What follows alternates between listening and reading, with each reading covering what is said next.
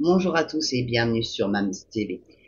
Alors je suis désolée, j'ai pas fait beaucoup de vidéos aujourd'hui. Je sais pas si demain j'en ferai beaucoup également. J'ai un petit coup de fatigue. Puis j'ai remarqué que j'avais les yeux très rouges sur les vidéos à force d'être devant les écrans pratiquement toute la sainte journée. Normalement, je suis censée porter des lunettes, mais avec le reflet de l'anneau lumineux que j'utilise, ça serait juste pas possible pour vous. Donc du coup, ça me fait les yeux de lapin russe un petit peu. Voilà, je suis sincèrement navrée. Mais bon, principal, c'est que j'arrive quand même à vous faire du contenu. Alors là, je vais vous parler des agriculteurs parce que bon, j'avais déjà fait une vidéo, hein, mais je l'ai mise en privé parce que la qualité était réellement pas au rendez-vous à ce moment-là. Je débutais tout juste.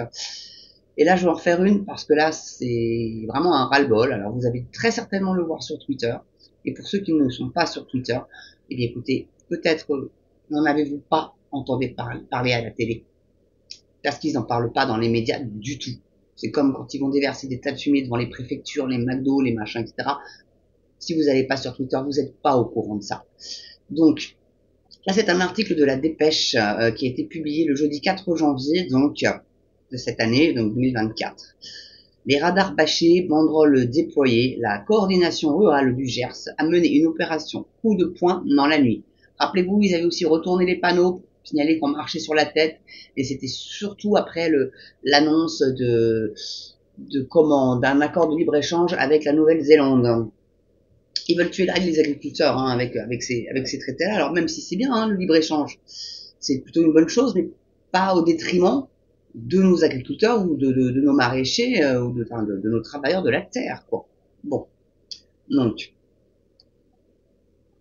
donc dans la nuit du mardi 14 au mercredi 15 novembre, donc de l'année dernière, et on n'en parle que maintenant, rendez-vous compte. Les militants de la coordination rurale gersoise ont mené une action coup de poing sur l'ensemble du département pour témoigner d'un ras-le-bol général.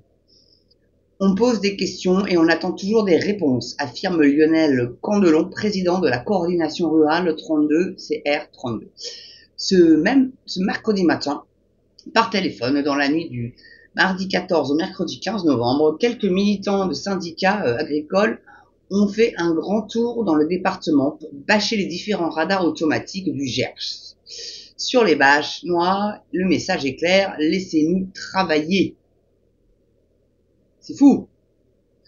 Un message qui se retrouve aussi sur le portail de la Direction départementale de l'emploi, du travail, des solidarités et de la protection des populations, le DDE-TSPP à Auch, chemin de la Kayaware, que les éleveurs ont fermé administrativement de façon symbolique pour travail bâclé, explique le dirigeant syndicaliste. On gagne un banderole, hein, foutez-nous la paix et laissez-nous travailler. Les services d'hygiène de l'État sont au cœur de la colère du CR32. Les éleveurs reprochent donc à la DDETSPP un manque de communication et un manque de collaboration avec les fermetures d'exploitation qui les empêchent de travailler. Il y a un silence de sourd malgré les efforts qu'on fait, malgré tous les investissements, ça n'est jamais assez. On peut faire des contrôles plus humains, juge Lionel Candelon, convoqué récemment au tribunal après une visite houleuse sur sa propre exploitation. Non mais franchement, cette nuit, les agriculteurs ont décidé de témoigner d'un ras-le-bol général.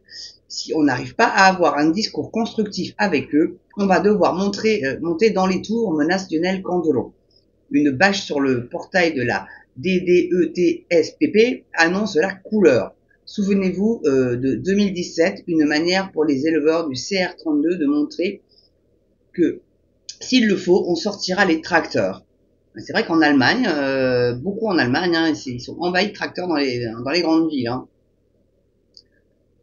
Donc, ouais, c'est pas... Quand ils s'énervent, ils ont quand même un pouvoir de nuisance qu'ils sous-estiment, mais monstrueux, quoi. Monstrueux, arrêtez de fournir l'Élysée en steak, peut-être, je sais pas. Ou aller foutre un tas de fumier devant l'Élysée, ouais, pourquoi pas, devant Matignon, devant peu importe, hein, ou devant les préfectures parisiennes. Ce serait pas mal. Donc,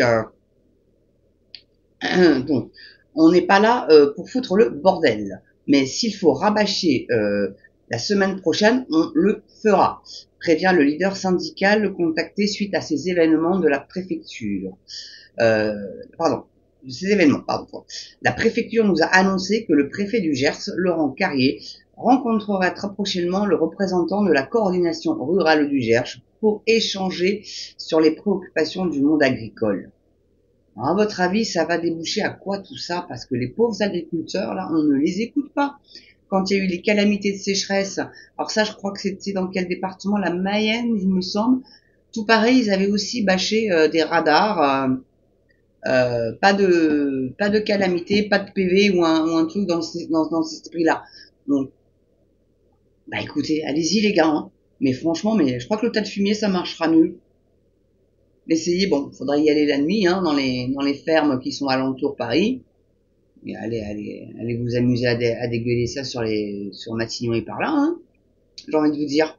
Puis aller dans Paris avec les tracteurs, bloquer le périph' avec les tracteurs. Allez-y, go, go, go, go. Moi, je soutiens à fond à laquelle je suis normande. Les éleveurs, c'est quand même eux qui nous nourrissent, mine de rien. Ou les agriculteurs. Que ce soit des éleveurs ou des agriculteurs, ceux qui travaillent la terre et qui nous nourrissent avec les légumes. Bon, et ceux-là, ils ont peut-être le droit de vivre aussi. Faut quand même savoir que je crois que c'est environ 5, le chiffre est peut-être pas, il y en a qui disent 2 ou 5 agriculteurs qui se suicident tous les jours. Rendez-vous compte de la misère de ces gens. Ils vivent vraiment, là pour le coup, eux, ils sont en dessous du seuil de pauvreté. Pas de vacances, surtout quand ils ont des bêtes.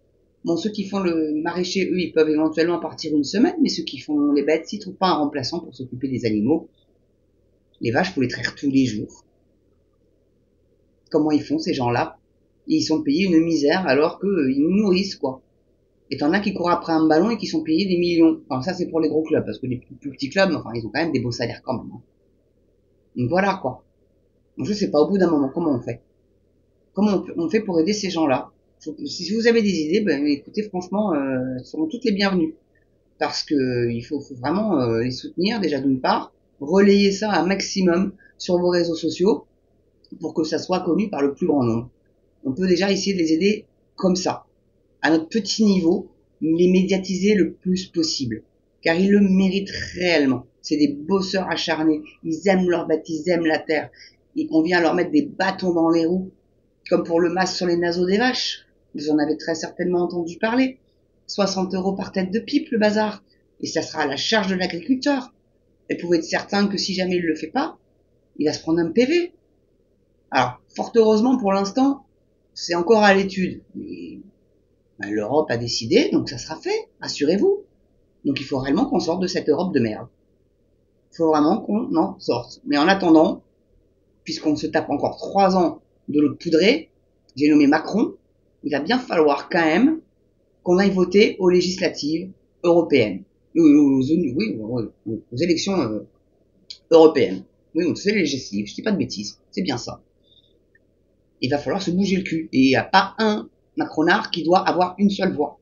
Vraiment. Et si vous vous mobilisez pas à aller voter, parce que j'ai vu dans les commentaires que j'étais pour le système, je dis mais là pour l'instant on n'a pas le choix tant que Macron est au pouvoir, on n'a pas d'autre choix. Et si on veut se battre, il faut nous mettre des souverainistes, des patriotes à la tête de l'Europe au maximum.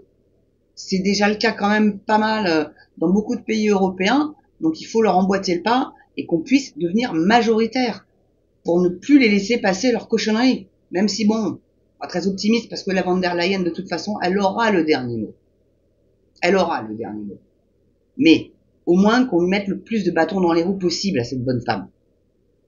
Parce que elle n'a pas été élue, on l'a pas élue, elle a été juste nommée par on ne sait qui d'ailleurs. Si vous le savez, dites-moi dans les commentaires. Parce que moi, je sais pas qui a nommé cette personne-là. Est-ce que c'est les États membres qui se sont mis entre eux et qui l'ont élu? C'est peut-être ça, ou qui l'ont nommé, voilà. C'est peut-être ça d'ailleurs. C'est possible que ça soit ça. Là, comme j'ai pas envie de vous dire de bêtises, si vous pouvez confirmer dans les commentaires, bien évidemment. Enfin voilà, je voulais vous faire cette petite vidéo-là sur les agriculteurs, parce que ça me fout hors de moi, en fait, ce genre de choses. Voilà. Et je voulais vous informer, puisque les médias ne le font pas. Voilà. Donc, bon, bah là, la dépêche, mais qui... La dépêche, combien de publications et combien d'acheteurs? Elle est là la question. Donc, il faut vraiment que ça se sache. Donc, surtout partagez cette vidéo au maximum de personnes et sur vos réseaux sociaux, partout. La cloche pour être averti de la prochaine vidéo, bien évidemment. Le pouce, ça fait monter la chaîne en référencement, donc plus de visibilité de la chaîne, donc c'est quand même mieux. Et puis bah, abonnez-vous toujours, hein, c'est toujours sympa. Et puis bah, le petit don, hein, si vous aimez ce que je fais, et puis pour m'aider à pouvoir améliorer grandement mes vidéos, donc un nouveau micro, un PC streaming, Anne a besoin pour vraiment vous produire une vidéo de bonne qualité, et puis avoir un autre fond d'écran que ce que j'ai là, ça serait quand même peut-être plus agréable pour vous, même si certains m'ont dit que bon bah le contenant, on s'en foutait, que c'était le contenu. Et moi, j'aimerais bien produire quand même quelque chose avec un beau contenant, voyez-vous. Voilà. Donc je compte sur vous et puis bah je vous dis à très bientôt sur Mams TV. En attendant, prenez bien soin de vous. Ciao.